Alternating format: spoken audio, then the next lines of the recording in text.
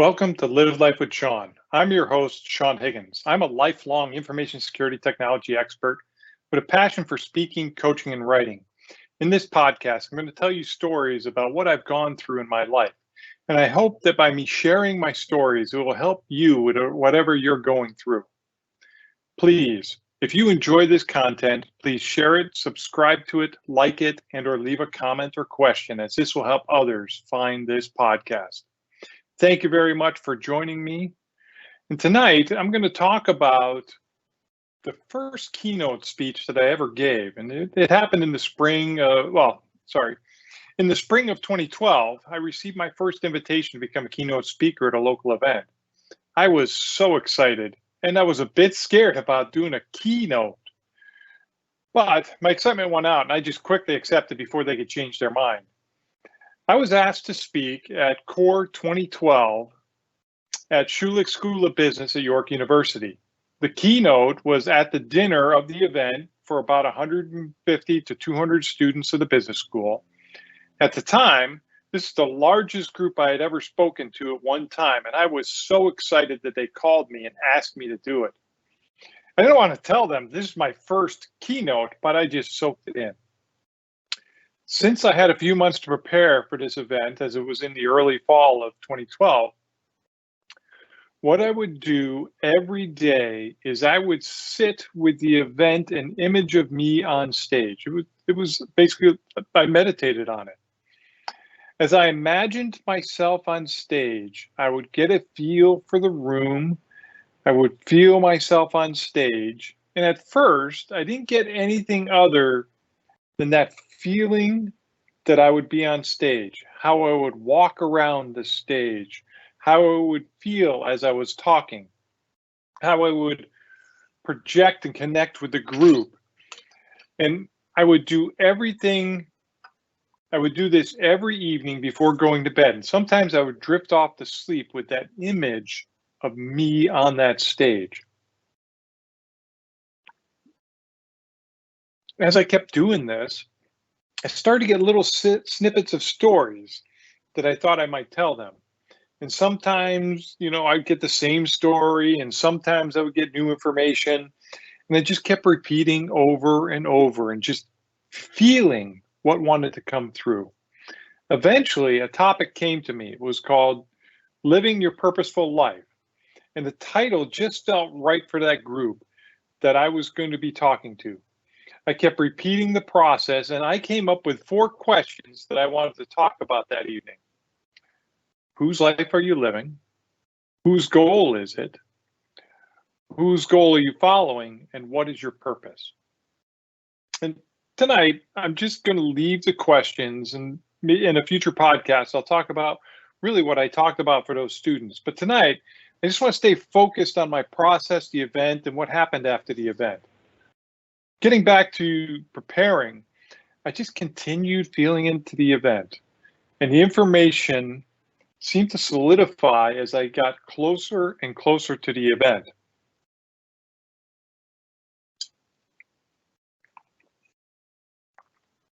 The stories became clearer and clearer, and their association with each question was just crystal clear. When the event arrived, Core 2012 was a day-long event, and I was speaking at the dinner to wrap up the event. So I attended many of the sessions to get a feel for what was talked about throughout the day and thought about how I might integrate some of the ideas into my speech. I was able to incorporate a few ideas into my presentation, which made me feel pretty good. An hour before speaking, I found a quiet area where I could prepare myself to speak. And what I did is, first off, I put on some music. I love music. It gets me moving. It gets my blood flowing. Just feeling into the beat of music just really helps settle me down. And as I started to feel the music, I started to catch that beat, I closed my eyes. I imagined myself on stage and what I was going to say. And with the blend of the beat of the music and me on stage, I just focused in on what I was going to say. That really got me prepared. And as I got up on stage, I was in that zone that I've become very comfortable in before getting on stage. It's one that I really like to be in because it just puts me in the right mood. And it's really the edge of excitement and fear. It's being right on that. I kind of, it's like walking that line. I'm excited that I get the opportunity to speak and that I'm ready to speak. I'm confident with what I'm going to talk about. I feel good about it. I know the material. I feel good. I feel good about that. But there's a bit of fear, and the fear comes from two parts of not being too overconfident and a little bit of worry dashed in there that I'm worried about if they're going to like what I have to say. I did feel really connected to what wanted to flow through me that evening, but there's still that edge of fear, just enough. It's not enough to make me fear the stage, which is, something I hear people about being afraid of being on stage. Man, I love being on stage. It's just where I enjoy. When I got on stage, they had a podium and a microphone for me, but I just couldn't stand behind the podium. When I see people standing behind the podiums, they seem so rigid, and I cannot be rigid. So I just spoke. I stood on the stage and I spoke, and my voice carries pretty well. And this crowd was about 200 people, so it wasn't too hard to get around and, get my voice projecting around the room.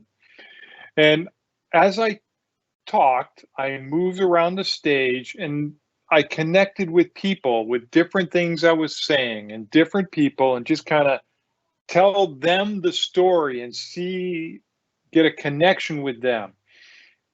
Lots of pausing to let what I was saying soak in and speak some more and keep moving around, seeing and connecting with different people. I was so in the zone. I barely remember what I actually said. I have no concept of time as to if I'm going too fast, too slow, whatever.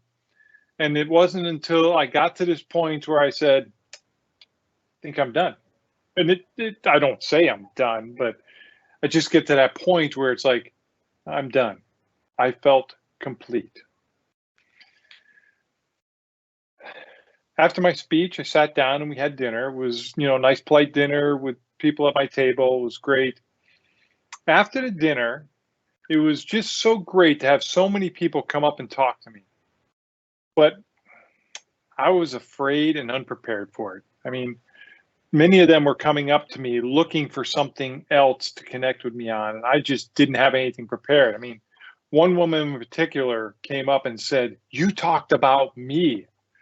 And I could feel her pain, but I didn't know what to do with it. I didn't know, should I coach her there? I just didn't know what to do with her. So I talked to her for a little bit and moved on to another student. I was just really afraid to stand in that space and help her, or even suggest how I could help her. As I walked out, two students cornered me, for lack of a better term, and asked me to read their auras. I had talked about auras and how I had learned how to read auras and, some of my experiences with that. And I was so scared about doing this. And especially not knowing how it might turn out. I mean, where I learned and practiced reading auras was in a program, and I felt safe doing it here. Here I am out in the wild.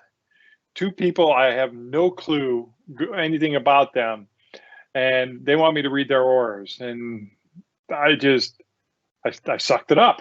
I did it anyway. I took a few deep breaths because in that state of fear, I wouldn't have been able to read the aura or auras. So I took a few deep breaths and just centered myself and focused on the first woman who had come up and said, "Read our auras." And she was pretty easy. She had this volume to her presence, which made it easy to read her. And looking back, I don't know what I told her, but she was very happy with what I told her. She felt that I got her. And the second woman was a bit harder. But I remember because I remember as I'm talking to her that I ended up saying, "You're like brown sugar." I don't know where I came up with brown sugar. And at first, she thought it was a cop out because she was black and she goes, "Duh." I said, "No, no, hold on. Okay. There's a difference." And this is what I was telling her. There's a difference between sugar and brown sugar. Sugar is sweet and brown sugar is sweet, but it kind of sneaks up on you. It's got a hidden sweetness, kind of like a warm hug. And then she just burst out and said, "Oh my God." She got it, and her friend walked away so happy. I had a big sigh of relief that I was able to do it. I mean, I don't know how I got brown sugar and then how I got the brown sugar to really describe her, but it just it it it explained her, and she was happy with it. And whew, I just breathed in another big sigh of relief because I was so far outside of my comfort zone in doing that. And I was grateful that I pushed through it anyway. This first keynote was a wonderful experience. I enjoyed every minute of it. I think if there was one thing, it was that I was unprepared for the people coming up. I love talking to them. Don't get me wrong. I love talking to them and connecting with them. But I had nothing to offer them. I wasn't prepared to offer them anything more than just my speech. So, as I do this more and more, I want to be able to offer more and more to those connections to hopefully be able to help them more.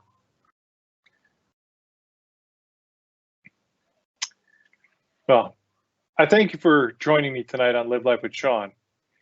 And if you have enjoyed this show, please share it, subscribe it, like it, or leave a comment, as this will help others find this podcast. And I thank you for joining me this week. And until next week, have a wonderful week.